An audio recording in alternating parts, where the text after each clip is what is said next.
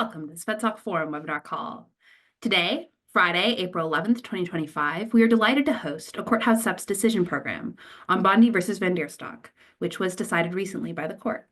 My name is Kayla Kleist, and I'm an Associate Director of Practice Groups here at the Federalist Society. As always, please note that all expressions of opinion are those of the expert on today's program, as the Federalist Society takes no position on particular legal or public policy issues. Now, in the interest of time, I will keep my introduction of our guest today brief, certainly more brief than his career would deserve, so I highly recommend you check out his impressive full bio at VanDerStok.org. Today, we are fortunate to have with us Zach Smith, who is a legal fellow and manager of the Supreme Court and Appellate Advocacy Program in the Edwin Meese III Center for Legal and Judicial Studies at the Heritage Foundation. Mr. Smith previously served for several years as an assistant United States attorney in the Northern District of Florida. And prior to that, he spent 2 years as an associate in the Washington, D.C. office of Cleary, Gottlieb, Steen, and Hamilton, which he joined after clerking for the Honorable Emmett Cox of the United States Court of Appeals for the 11th Circuit. And I'll leave it there. A last note. Throughout the program, if you have questions, this webinar will be able to address those. I'll ask that all questions submitted there, A, pertain to this program, and B, end with a question mark. And with that, I'll get off your screens, hand it over to you, Mr. Smith, for a set of opening remarks. Thanks so much. Well, thank you for that very kind introduction, Kayla, and thank you to everyone for tuning in this afternoon. Obviously, the case we'll be discussing is the Bondi versus VanDerStok case, and this is the continuation in a series of cases that the justices have decided over the past few terms, where they're being asked to decide essentially whether the ATF exceeded the scope of its relevant statutory or constitutional authority in taking certain regulatory actions involving firearms. Now, the particular provisions at issue in this case were relatively recent rules that the ATF promulgated in 2022 under the Biden administration, where essentially the ATF was seeking to regulate so-called ghost guns. For those unfamiliar, ghost guns are guns that can be bought from various sources on the internet or in person, and essentially they are unfinished firearms where they have to be completed in some form or fashion. And because they are not finalized firearms, are relatively close to being finalized firearms, as many manufacturers would argue, manufacturers, importers, and others who would ordinarily have to comply with the Gun Control Act of 1968's various record keeping, serialization, and other provisions, essentially have argued that these ghost guns were exempt from the Gun Control Act's provisions. And so that is the supposed problem that the ATF was trying to address with these 2022 amendments. Now, after the Biden administration promulgated and enacted those 2022 new regulatory amendments, changes to their regulations, several gun manufacturers, other individuals filed a lawsuit challenging these provisions, and they actually prevailed not only at the district court, but they also prevailed before the Fifth Circuit Court of Appeals as well. And so it was the government, this case initially started under the Biden administration, and so it's the Biden administration that asked the U.S. Supreme Court to step in and intervene and overturn those lower court decisions. And in a 7-2 decision that was issued at the very end of last month in March of 2025, the Supreme Court agreed with the Biden administration and overturned the Fifth Circuit's ruling and essentially said that the ATF had the ability to enact these types of regulations. Now, this opinion, it was written by Justice Neil Gorsuch. He was joined by each member of the court except for Justices Thomas and Alito, both of whom filed separate dissents. And so I thought what we could do today, I want to talk briefly about the relevant statutory and regulatory provisions. I want to talk about some of the unique features of this opinion and the way the court decided it. And then lastly, and very briefly, I want to talk about future implications that this case could have, not only in future litigation involving the ATF or gun control regulations, but also more broadly in terms of potential impact it could have for other challenges that are brought under the Administrative Procedures Act, the APA. So in this case, as I mentioned at the outset of our call, involves several provisions of the Gun Control Act of 1968. That is the federal law that generally governs the importation, manufacture, and sale of firearms at the federal level in the United States. And importantly for this case, it contains several definitions.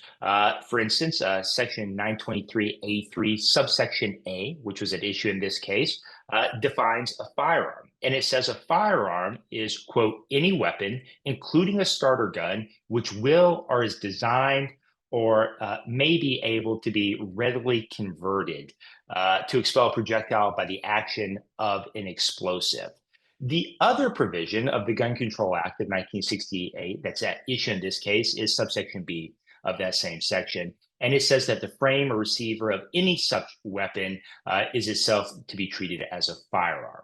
And so those are the two provisions, the definition of a firearm and then also the definition of a frame or receiver. And if you're not familiar with the way a firearm works, the frame or receiver, it's basically the guts of the gun that help the gun function. And in 1968, right after the Gun Control Act was promulgated, the government, the predecessor to the ATF, issued a regulation that said the frame or receiver is to be defined as, quote, that part which provides housing for the hammer, bolt, or breech block and firing mechanism, and which is usually threaded at its forward portion to receive the barrel. So obviously, this is a very important piece of the firearm, and a gun typically cannot function without it.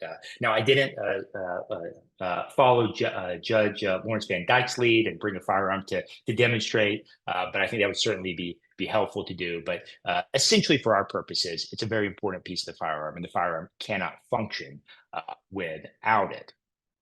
Now, what's interesting about this, as I mentioned earlier, the primary issue was whether a ghost gun, these almost completed but not quite, or maybe in some cases all the key components, but which need to be assembled in some form or fashion with or without tools, whether those would qualify as a firearm or whether they would qualify as a frame or receiver if there still needs to be some type of assembly or manufacturing that takes place. Now, in his majority opinion, where Justice Gorsuch upheld the ATF's regulations, he said that essentially the definition of the firearm says essentially qualifies as a weapon. And a weapon, he said, in 1968 means the same thing that it means today. It's an instrument of offensive or defensive combat, such as a club, sword, gun, or grenade. And what was interesting about Justice Gorsuch's opinion, he went through and he talked about something known as an artifact noun. Now, keep in mind, there's been a lot of discussion about what is an appropriate textualist approach to interpreting statutes over the past several terms, how we should read the language of a statutory or constitutional provision as it's ordinarily understood at the time it was adopted by the general public. But in this case, Justice Gorsuch takes a slightly different tact. And I think one of the dissenting opinions pointed out this argument, this artifact noun argument, primarily comes from one of the amicus briefs that was filed in this case. But Justice Gorsuch says that in this case, a weapon, a firearm, it's an artifact noun, which is, he says, a word for a thing created by humans. And he goes on to explain is typically characterized as describing something by its intended function rather than by some ineffable natural essence. And the example he gives for this, he says that someone might ask another person to read their novel, even though it's not a fully completed novel, only a manuscript. He said someone might ask someone to look at their table they bought from IKEA, even though that table has yet to be assembled and comes with all the nuts and bolts and other pieces required to assemble it, though. And so it's common usage, in his view, to still refer to that thing by its essence, its end result of a table, even though it hasn't yet been fully assembled. And he analogizes that to many of these precursor kits for either the firearms themselves or for the frame or receiver, that all the pieces are there essentially, even if they still need to be assembled in some way. Now, the ATF, the exact rule it promulgated to try to encompass these ghost gun kits in terms of the firearm, the ATF made clear that it would now view as a firearm for the Gun Control Act of 1968 anything that is, quote, that are designed to or may readily be completed, assembled, restored, or otherwise converted to expel a projectile by the action of an explosive. So very similar to the statutory language itself. And then the ATF said that to decide whether something could be readily converted, it would look at the time, ease, expertise, and equipment required to complete the weapon, as well as the availability of any necessary parts that might be needed to take part in that conversion process itself. And then in terms of the relevant regulations and the change the ATF made to the frame and receiver portion of it, it expanded the regulatory definition of a frame and receiver to include, quote, a partially complete, disassembled, or non-functional frame or receiver, including a frame or receiver parts kit that is designed to or may readily be completed, assembled, restored, or otherwise converted to function as a frame or receiver. The ATF also supposedly clarified that these regulations would not apply to an object until it has, quote, reached a stage of manufacture where it is clearly identifiable as an unfinished component part of a weapon. So essentially, the petitioners are arguing that this exceeded the scope of authority under the Gun Control Act for the ATF to promulgate these regulations, and that also they were very unclear in certain respects as to when exactly they would apply or against whom exactly they would apply. And this was particularly true with respect to the new regulatory changes involving the frame or receiver provision, because the plaintiffs who filed this challenge said that subsection A of 923A3 involving the firearm definition explicitly says that a firearm is a weapon which will or is designed or may readily be converted to expel the projectile by means of an explosive. Subsection B, dealing with the frame or receiver, does not contain that readily converted language that subsection A has. And so as a result, the plaintiffs who filed this challenge essentially were arguing that, particularly as these regulations apply to that frame or receiver language, that exceeded the authority of the ATF to do that. But of course, obviously, 7 justices disagreed, and Justice Gorsuch explained why. And one of the very interesting there are a couple of interesting things about this majority opinion, but one of the very interesting things that Justice Gorsuch did in explaining why the court disagreed with the Fifth Circuit, why it disagreed with the District Court of Appeal, and upheld these regulations, Justice Gorsuch said this was in large part because of the way he characterized the plaintiffs as having brought this challenge. He essentially said that they brought what's known as a facial challenge to this rule, meaning that in his view and in the majority view of the justices of the court, they would have to show that these new regulatory provisions were unlawful in every potential application. Essentially, there was no lawful application of these provisions, and Justice Gorsuch said that just is not the case. And by way of example, he included several diagrams, several pictures in the opinion to kind of explain his thought and his reasoning. Now, it wasn't the quite the video presentation that Judge Van Dyke made in one of his recent opinions, but I thought it was interesting that Justice Gorsuch included several pictures and diagrams to help explain his rationale and explain just how, in his views, these ghost gun kits often work. And one of the ghost gun kits that Justice Gorsuch focused on in particular was something known as the Polymer 80 buy, build, shoot kit. And he explained that with relatively little effort, in his view, now I suspect the plaintiffs in this case might disagree with that characterization of relatively little effort being needed. But Justice Gorsuch explained that with relatively little effort, these precursor kits could be readily converted into a firearm. And so at least in that application, certainly as it pertains to subsection A, and also in his view as it pertains to subsection B, those would comport with the Gun Control Act's statutory provisions.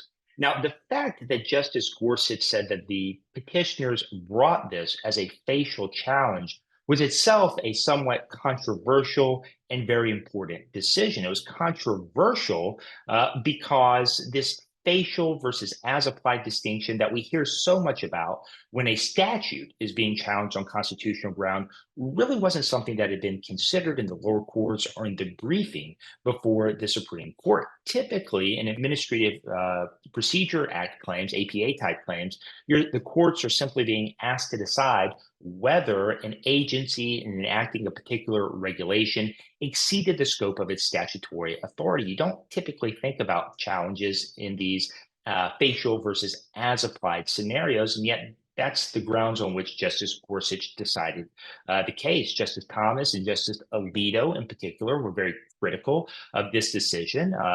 Some commentators have said that this characterization of the plaintiffs having framed this challenge as an as applied challenge is a particularly unfair characterization of exactly what the plaintiffs in this case were arguing and had been arguing in the courts below.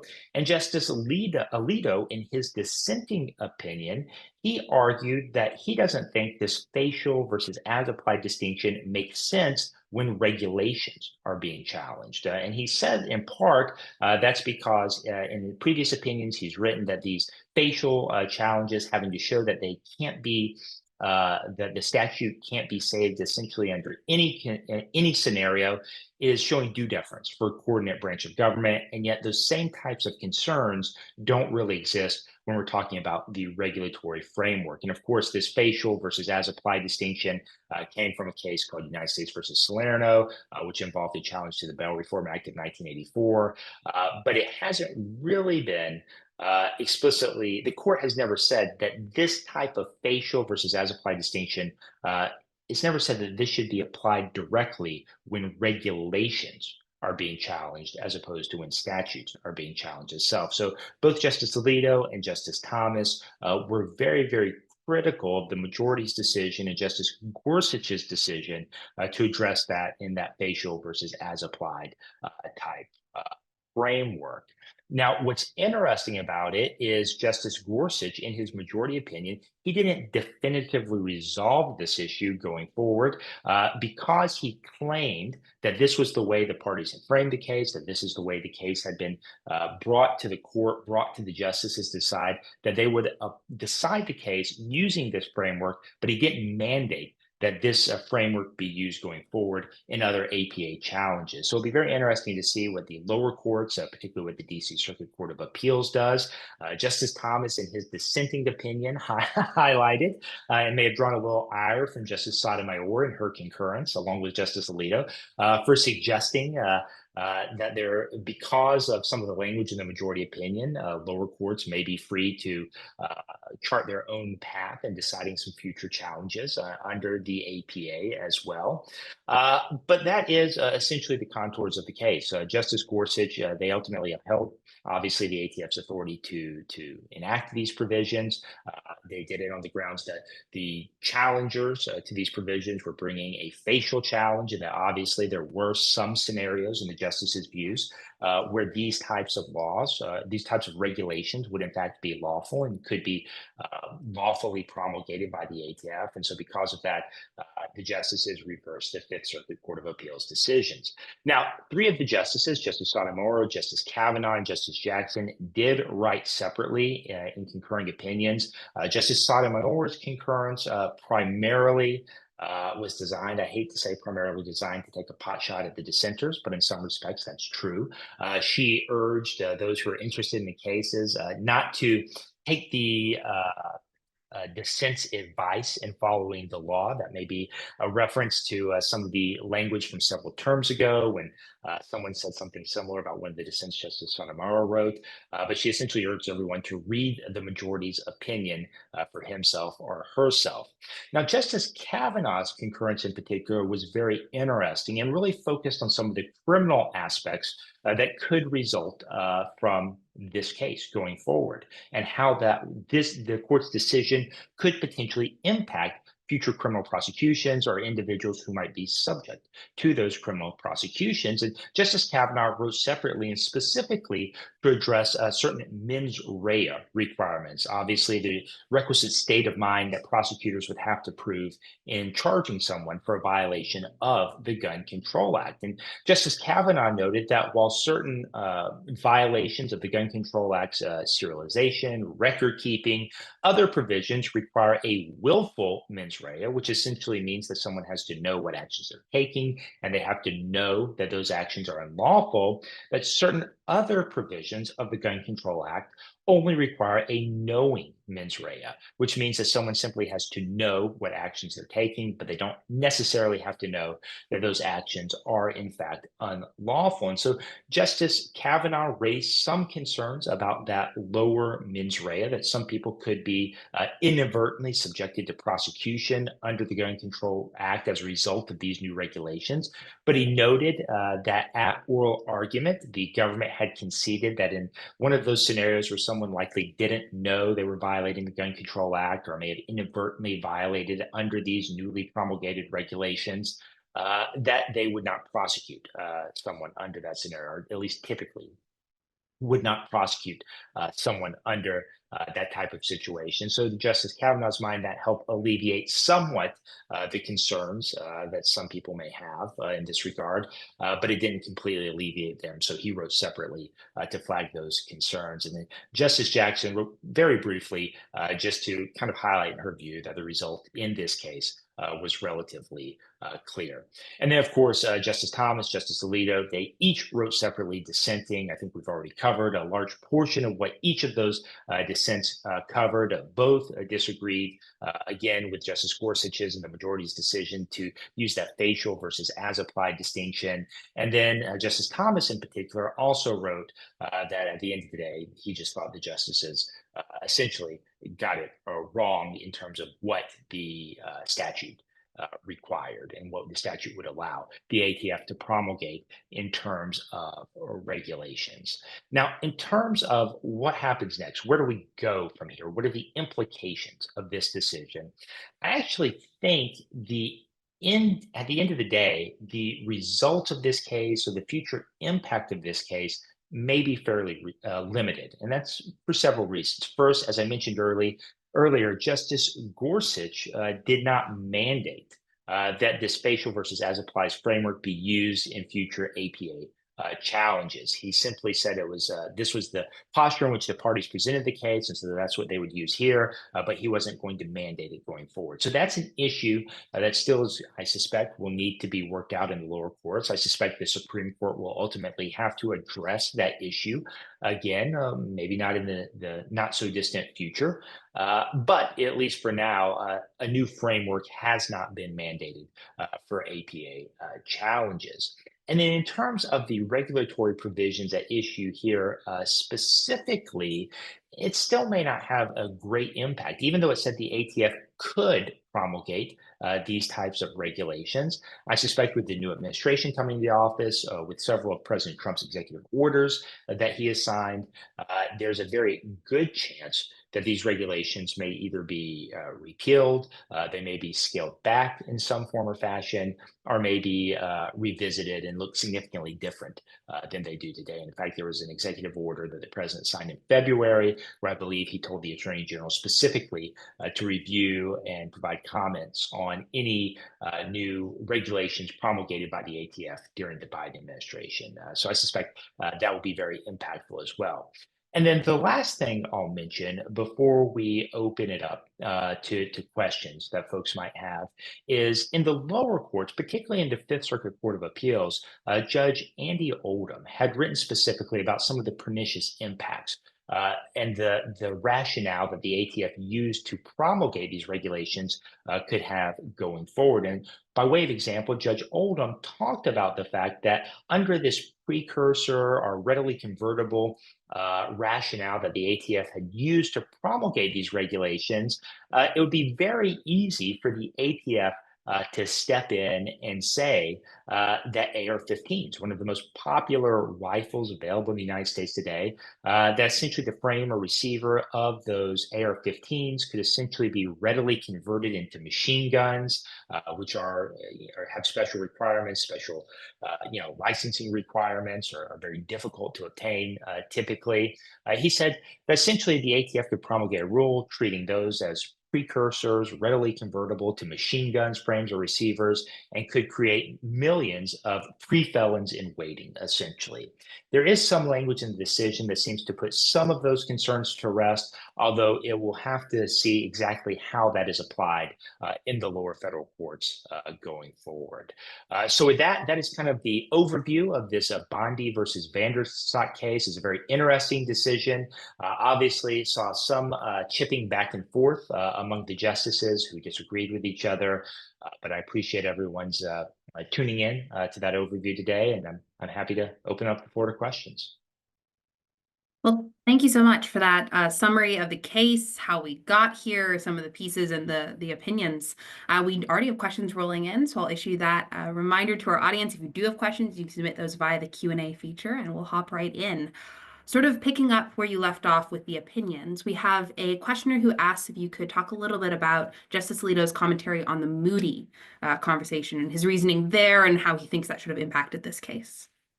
Yeah, so Justice Alito, basically this goes back to that facial versus as applies distinction I was talking about earlier. And in the Moody case, Justice Alito wrote extensively about why he thought that as applied versus facial framework is so important.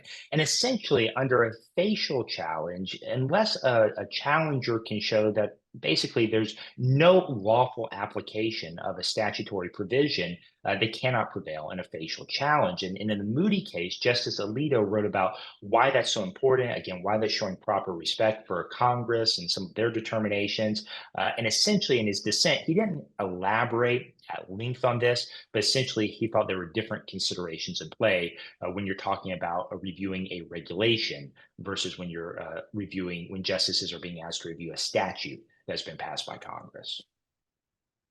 Continuing on that, Justice Alito brings this up, and sort of the majority does a little bit as well, where Justice Alito mentions this move to dismiss regulations in toto.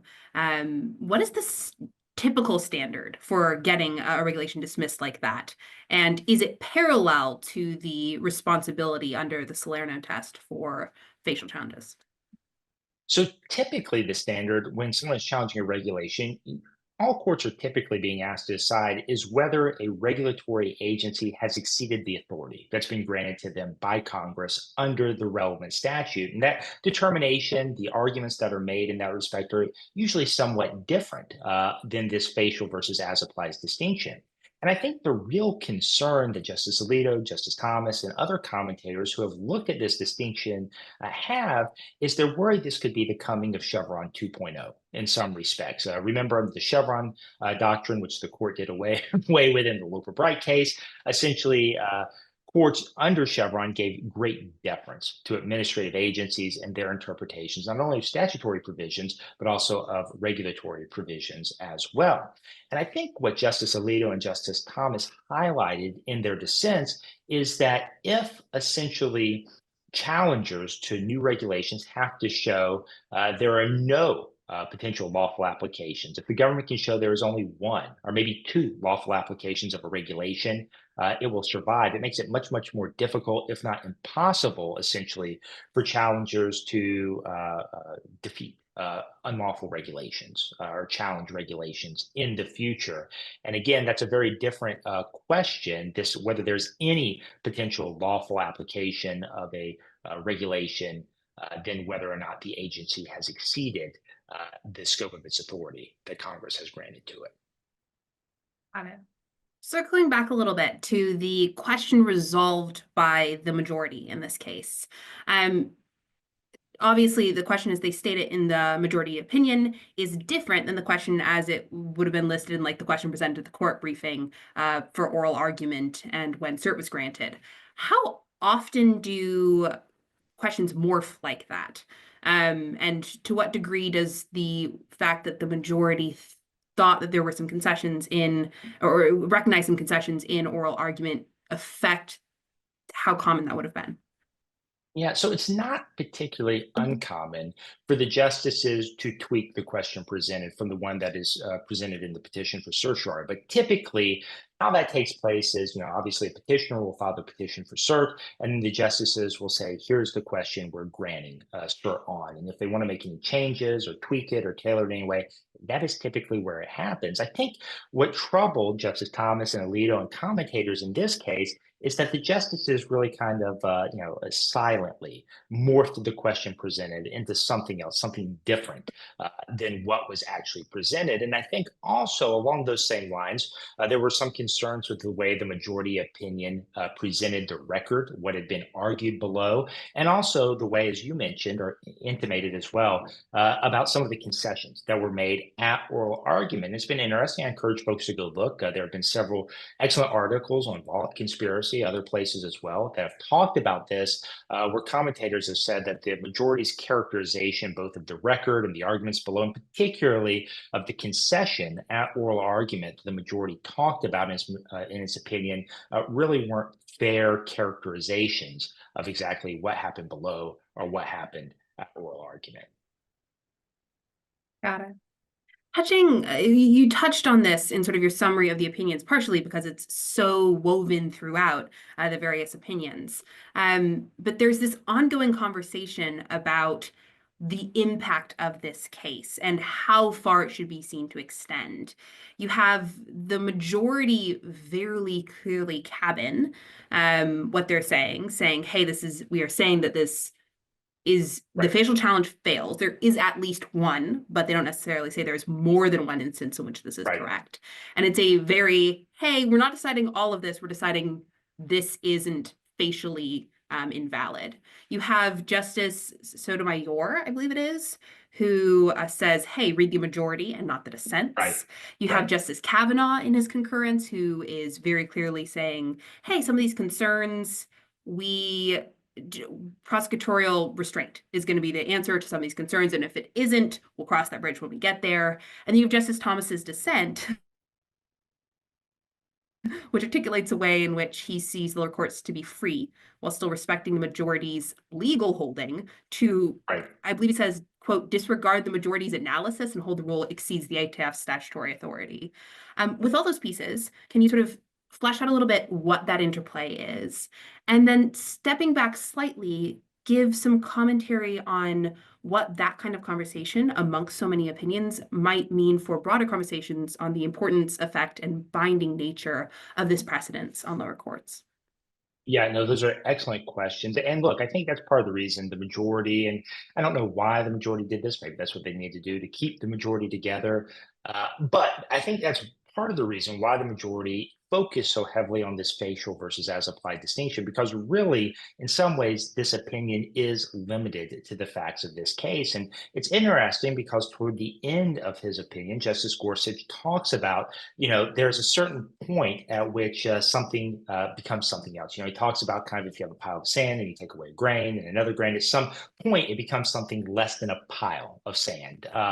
And I think his point there was, even though the examples that he gave in his majority opinions, the polymer 80s buy, build, shoot kit, that the majority clearly thought would fall within the ambit of the Gun Control Act's purview, there could be other kits out there, precursor kits out there that would require significant machining, that may not have all the relevant parts together, that clearly would not fall within the ambit of the Gun Control Act or the ATF's regulations. And I think that is part of what Justice Gorsuch was getting at, is essentially, look, what we're deciding today is fairly limited. And Justice Thomas, in his dissent, actually gives a shout out of sorts to the majority for making clear what some of the limits of its opinions are.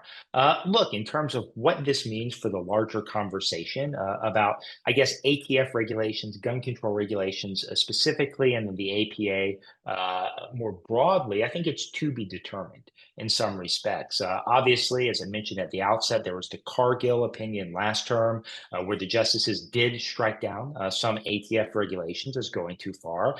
I suspect, with the current administration, there are likely to be far fewer very aggressive ATF regulations. And so in some sense, some of these challenges may be paused for some time until a new administration comes in who may wish to take a very different approach to gun control, ATF regulations, that sort of thing. And then in terms of the APA, again, I think one of the main concerns, and one of the things I think that is worth watching fairly closely, is whether lower federal courts will try to expand this facial versus as applied framework to other challenges under the APA. And of course, that can apply in a host of contexts, when any regulation is being challenged, not just those that have been promulgated by the APA. But yes, this is very interesting. It's always interesting to me when you get some of the justices taking a little bit of aggressive stances against each other, like Justice Sotomayor, Justice Alito, Justice Gorsuch. And I think you were seeing a little bit of that playing out in this case. Absolutely. Continuing with the question of potential effects, does this regulation apply retrospectively? I don't actually remember if it's on the sale, manufacture, or possession of these particular kinds of receivers and slash or collections of parts slash kits, but will it apply to things that were sold prior to the 2022 rule? I'd have to go back and look, but I think this gets into the concern that Justice Oldham articulated in the Fifth Circuit opinion that some of the justices mentioned, although albeit somewhat indirectly, about creating millions of felons in waiting. So I think that possibility certainly is there, that some current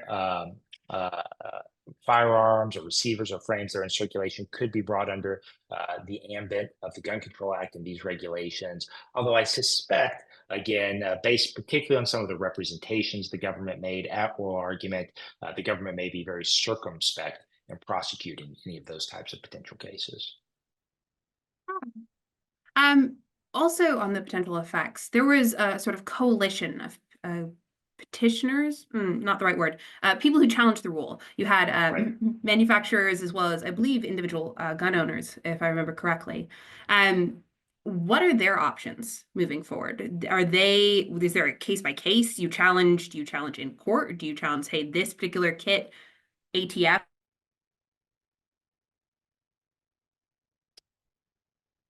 Yeah, I think About that's what the options were, but what happens on a practical level? Yeah, I think that's right. On a practical level, I think you are going to see basically the court was saying, yeah, you're going to have to litigate this on an as applied basis. And so you certainly could see more of these individual challenges coming out of the woodwork saying, these regulations don't apply to this particular kit or this particular kit. And I suspect also you're going to see a large focus on trying to get the ATF itself to reverse or revise these regulations in some very important respects. And of course, obviously, there's new leadership at the ATF. Rob Leiter, who's a George Mason law professor who focuses on Second Amendment issues, is now at the ATF as its general counsel or acting general counsel. And so, look, I think there's a very real possibility that a lot of the action we'll see in this arena for the next several years won't take place so much in the courts as it has over the past several years, but potentially with efforts to revise and reformulate some of the regulations that currently exist. Got it. Well, I think that brings us sort of to the end of the questions I have, other than just some general ones of were there arguments you were surprised to see show up, maybe other than the question changing? And then was there anything that you expected to see come up in this conversation that didn't show up in any of the opinions? No, there wasn't anything really that was too surprising at oral argument. I do think some of the characterizations, again, that we've talked about what exactly took place at oral argument, that is interesting. That is not something we typically see. Obviously, there's transcripts, there's audio recordings. And so to see disputes among the justices, to see disputes among commentators about what exactly happened at oral argument, whether a concession, the exact parameters of a concession that was made, what that means for the case itself. That's very interesting. That's not typically an argument we see. And I do tend to agree that the characterization of the concession or oral argument is somewhat unfair to the counsel arguing that case. And so that's unfortunate. And I think it, again, kind of may hint at the limited, sui generis nature of this opinion, where it may not have broader implications really beyond the particular challenge in this case. And then, one of the things that is interesting at oral argument and in some of the briefing below, a lot of focus was on the technical details of exactly how many of these, obviously the government, others who oppose them call them ghost guns, the challengers to these regulations typically call them precursor kits or something like that. About how exactly these kits work. I think there is some dispute about exactly how big of a problem they are. Often they are notoriously unreliable. Often they do entail some degree of skill or specialization to complete them. And I think that's a little bit of what Justice Thomas and Alito were hinting at.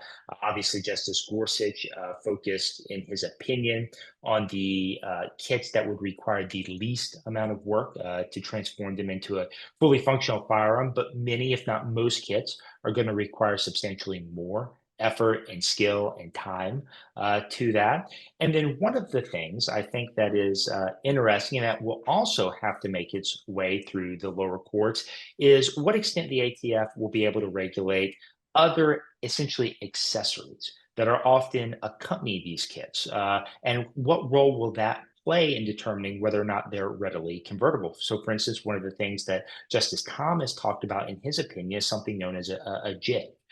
Which essentially is a specialized tool that's often shipped with these kits that essentially provides a guide in some sense about where certain pieces need to be assembled, where certain holes need to be drilled to transform the firearm into a fully functioning or to transform the kit into a fully functioning firearm. So it's unclear exactly what and whether and how the ATF will consider those things, how it will be appropriate to consider those as part of the regulation. So those types of issues may have to play out as well.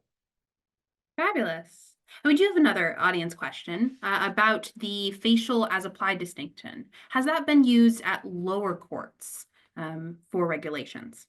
So there are some prior cases where the court has engaged in something like that facial versus as applies challenge. That came out in some of the back and forth among the justices about whether this was an appropriate standard. But again, it's typically not the way these cases are resolved. And certainly the Supreme Court has never mandated that. And so there is some, very few, handful of cases where something like this has been done in the past. But again, I think for the reasons Justice Thomas and Justice Alito highlighted, it's very problematic. But of course, since the Supreme Court has neither required it nor prohibited it in future cases going forward, that leaves a lot of discretion to the lower federal courts. And it certainly seems that at least right now, a majority of justices are not particularly anxious to definitively resolve that issue. So this, unfortunately could create some confusion and chaos in the lower federal courts, as you may potentially see different courts applying different standards in these types of challenges. And again, as a practical point, if the lower courts do start applying these facial versus as applied framework in more cases, I think practically speaking, that will make it much more difficult for challengers to successfully challenge rules that have been enacted. Well, fair enough. With that, any final comments on the case, opinions, what questions we have outstanding? No, I appreciate everyone tuning in today. It was a very interesting case. It was a very wonky case in some ways. Obviously, there were many statutory and regulatory provisions that had somewhat unique interplay. It was very interesting to see Justice Gorsuch's discussion of an artifact noun. So it'll be interesting to see whether that artifact noun discussion crops up in other cases as well, particularly where the text and how we should interpret the text of a particular constitutional or statutory provision are at play. So there are some things to watch, but I think in terms of the practical effects of this case, I do think they are somewhat limited to the facts of this case. And given the change in administration, the change of leadership at ATF, that's at least in the Gun Control Act, ATF regulatory context, again, I suspect that's where a lot of the action will take place in the immediate future. Well, sounds good. We can wrap a couple minutes early, give people back a section of their Fridays. Mr. Smith, thank you so much for joining us. We really appreciate you sharing your expertise and insight and breaking down this case and sort of the opinions and the various interplays and the questions we have to be addressed in the future. Thanks also to our audience for joining and participating. We welcome listener feedback by email at VanDerStok@VanDerStok.org. And as always, keep an eye on our website and your emails for announcements about other upcoming virtual events. With that, thank you all for joining us today. We are adjourned.